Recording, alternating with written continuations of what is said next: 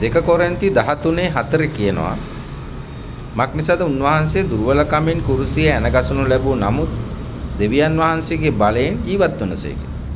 උන්වහන්සේ මාංශවත් වෙලා කුරුසිය ඇනගහලා මැරුවා.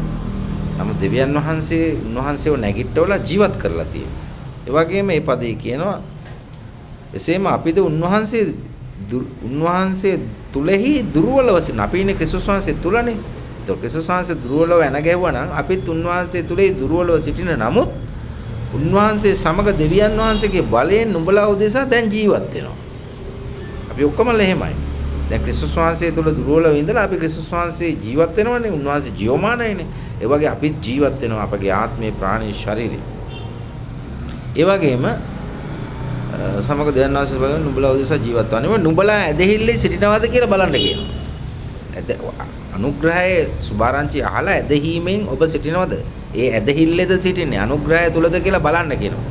නුඹලාම පරීක්ෂා කර බලපළ. පරීක්ෂා කරලා බලන්න. ඔබගේ හදවතෙන් අහන්න.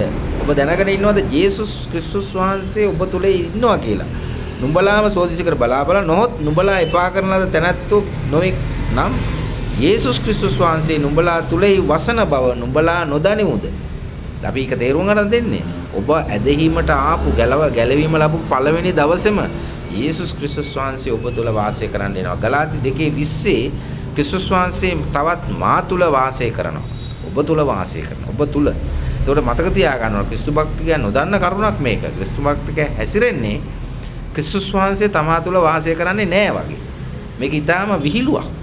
මෝඩකම, අඥානකම, දෙවියන් වහන්සේගේ දැනගැන්ම, දේව වචනේ සත්‍යතාවය දන්නේ නැතිකම. ඒ නිසා අද ක්‍රිස්තු භක්තිකයෝ ගොඩක් විශ්වාස කරන්නේ පාස්ටර් කියන දේ. සභාවේ ප්‍රතිපත්ති, නීතිමාලාව, ඒවට එකඟ වෙලා ඒ කරන ක්‍රියාවන් ගැන තමයි විශ්වාස කරන්නේ. තමුන් නිකන් ඇවිදින නිකන් මිනියක් වගේ. ඇවිදින මිනියක් වගේ. ආත්මේ මැරිලා.